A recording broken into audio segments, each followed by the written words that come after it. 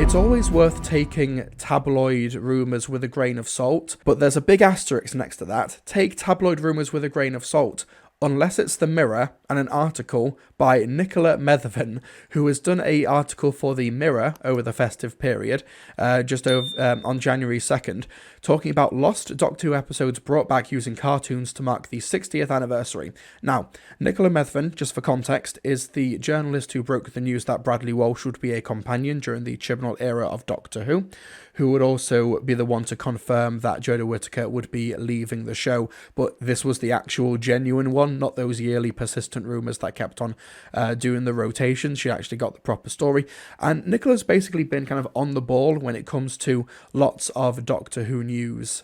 She seems to have actual genuine sources, or at the very least is a very accurate guesser. So let's talk about this, and this is quite interesting. So, lost Doctor Who episodes are being brought back to life using cartoons and colour, and I love the image they've used for this. This is the CGI David Tennant from Dreamland, one of the 2009 animated specials. It's okay, chat. Animated David Tennant can't hurt you. He can't do it. He can't hurt you. He only exists in your dreams, and your dreams are not real.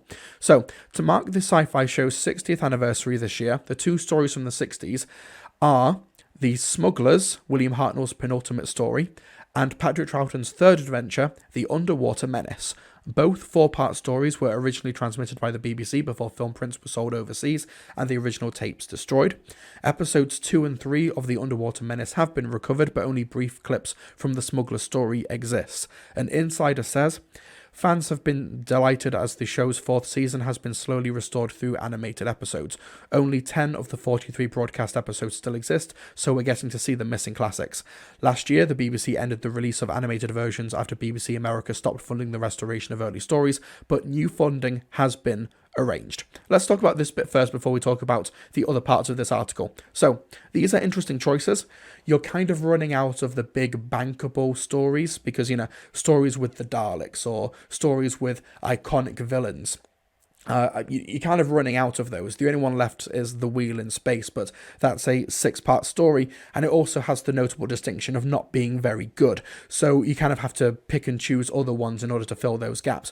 And also, I think that for the near future, they really want to try and get season 4 completed because it is so close.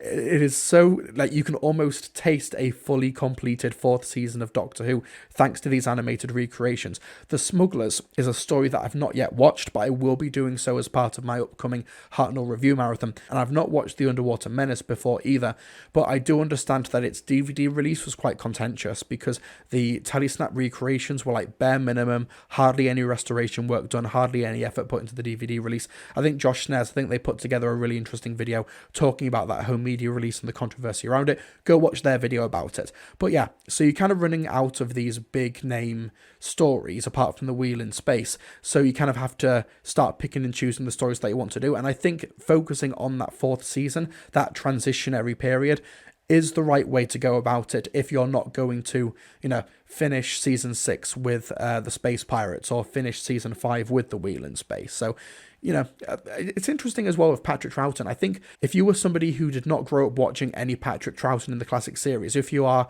from the revived series onwards, you might primarily know the Second Doctor as a cartoon character. I think that's a really interesting approach to take for that character. Also, wonder why they're not doing the Toymaker, says Alex Rooney Composer, because I don't think that Disney want to do a story that has the N-word in it, at least not yet. But where has this funding come from? Now, BBC America, they were the ones who funded the last batch of animated recreations, including Galaxy 4, including the Macra Terror, including the Abominable Snowmen, etc., etc. But they dropped out of their funding when the Disney distribution deal internationally outside of the UK and Ireland and Scotland, after that went through, that was the end of the BBC America deal. That's why the funding stopped. So where has this new funding come from? If this is true, if the Smugglers and the Underwater Menace are getting animated recreations, no idea, and that is the big deciding factor here. Are Disney doing it? Is BBC Studios footing the bill for this, for the 60th anniversary? That could be the case. I mean, I think they want to try and push out as much Doctor Who stuff this year as possible. The animation deal is not connected to the show's tie-up with Disney+. Now, the language of this doesn't rule out Disney funding. It just says that this has nothing to do with Disney Plus distribution. Disney could still be footing the bill to an we don't know. This is still difficult to figure out. We won't know for quite some time. Lewis Judy says Bad Wolf. It could be Bad Wolf, but if it is Bad Wolf, why don't they just say so? I don't know.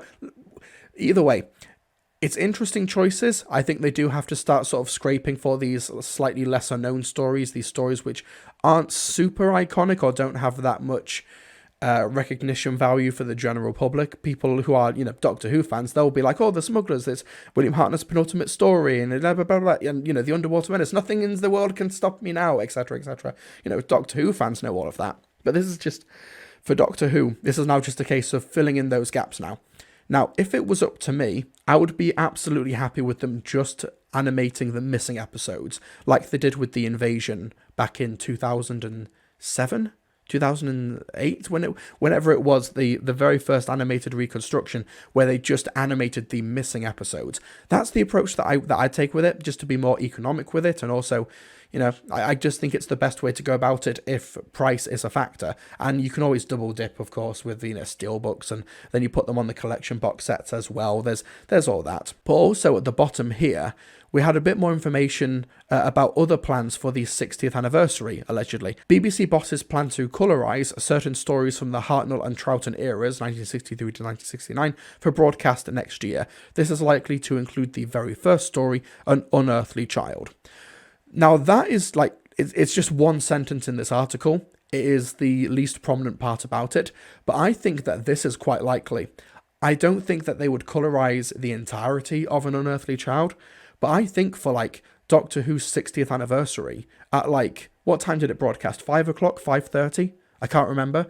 It would not surprise me if on November 23rd, 2023, at 5:30 or whatever, they broadcast the first episode of An Unearthly Child, but colorised on BBC One or BBC Two.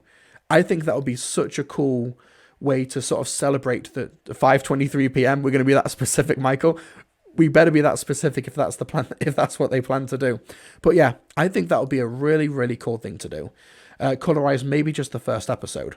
Now, if it comes to colorising full-blown stories, maybe the Daleks, because, of course, it is the Daleks, or maybe just do the Dalek invasion of Earth or something. In terms of Patrick Troughton stories that you could colorise, there's not that many full stories that are, super iconic, I don't think. As in, all of the entirety of the story exist. What would you colorise from the Troughton era to broadcast for the 60th anniversary? Chad, does anyone have any suggestions?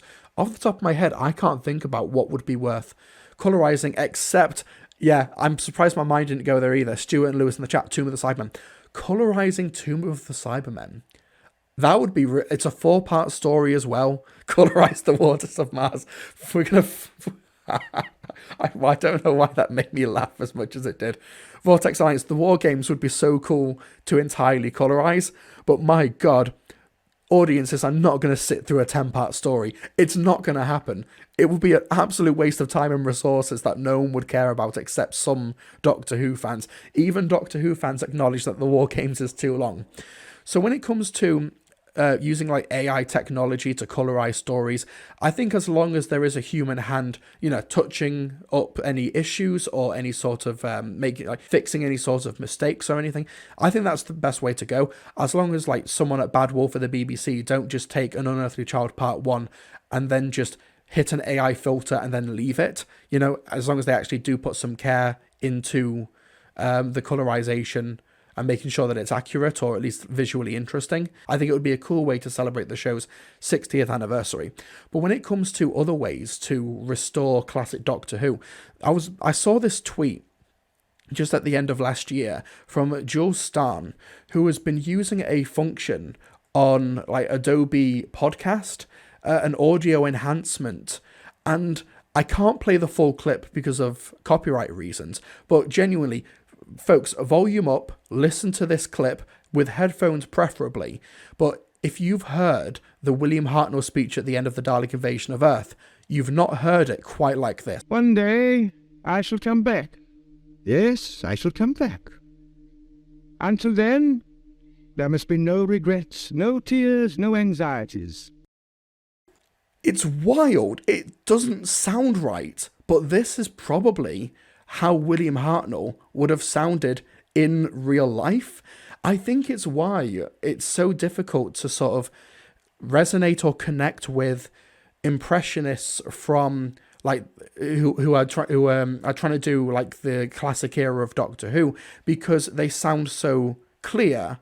There's so much clarity to the audio, but the first Doctor and the second Doctor and their respective companions didn't sound like that, because there's so much hiss and so much hum and so much like audio noise in the background that's just kind of what the first Doctor sounds like. But like it's that sounds like Nick Briggs doing an impression of him. It does sound like someone's doing an impression of him. Just go forward in all your beliefs and prove to me that I am not mistaken in mine. So if they were to do some sort of audio enhancement and colorize an Unearthly Child Part 1, that, like, obviously I'm all for like preservation and stuff, but as just a fan, happy to see alternative versions or alternative restorations and recreations of the classic series. I would just find that really, really interesting. You can tell he isn't actually an old man. He's like 50 at this point, 55. Like, Hartnell had a really rough childhood, and he had a really rough teenagehood and adulthood as well. He was not a very physically healthy person, unfortunately. But yeah, Jules has posted another clip on his Twitter as well, where the algorithm or whatever, the AI actually replaces one of the words in the clip. I won't play the full thing because of copyright and stuff like that. But a replica of the speaker's voice. In the original clip, Hartnell says horizontal hold, but the software makes him say horizontal fold. So the technology isn't 100% perfect, but, you know, as long as there's people there fixing up the issues as well, as long as it's not just, bam, put the AI on and then broadcast it, I'd be really happy to see it. David Tennant's the same age now that John Pertwee was when he started. Yeah, he's only a couple of years now removed from, like, Peter Capaldi and William Hartnell when they first started. Mr. Todd is this new Unearthly Child Barbara shoots first. Lily is sending in the Discord a bunch of colorizations and also a HD upscale of an Unearthly Child. Now, these are really cool. Thank you for sending these, Lily. But I cannot play these at length on stream. Here's a clip from the Romans. I've enjoyed a meal more. Colorized. This is from, I'm fairly sure that's Chroma on YouTube. Go check them out. We had before the sort of hors d'oeuvre, so to speak. As someone who's recently like watched the Romans, this is a very fun scene. But yeah, these colorizations are really, really cool. Now, did you know, I did not know this until reading the last issue of Doctor Who magazine, or the one before last, there's not a single colour photo of Maureen O'Brien. As in, during the time when she was in Doctor Who. Like, there is obviously now. But when she played Vicky, there's not a single colour photo of Maureen O'Brien as Vicky. So a lot of this is guesswork. Hartnell is so fun in the scene. Hartnell is so fun once... And this sounds depressing. Once Susan leaves and Vicky joins, Hartnell finds a new lease on life. And I think that's just because they pair him up with Vicky more, so he's able to do more of the grandfatherly stuff. Like, in conversation for season 2 with Maureen O'Brien, Maureen said that prior to filming Doctor Who, William Hartnell hadn't had any work for like 13 or 14 months. Like, he found it very, very difficult to get work in the early 1960s. And before being cast as the Doctor, he'd been out of work for a year. So when he does get the role, and he becomes beloved in the hearts and minds of children across the country, it's no wonder he didn't want to go at the end. It's no wonder at the beginning of season 4, he kind of fights on till the very end. It's quite, you know, it's a bit of a tragedy. Like, he was, yeah, he had the end of his career before Doctor Who was not very promising. He'd been out of work for like over a year. So that when he did get the role, he clung on to it.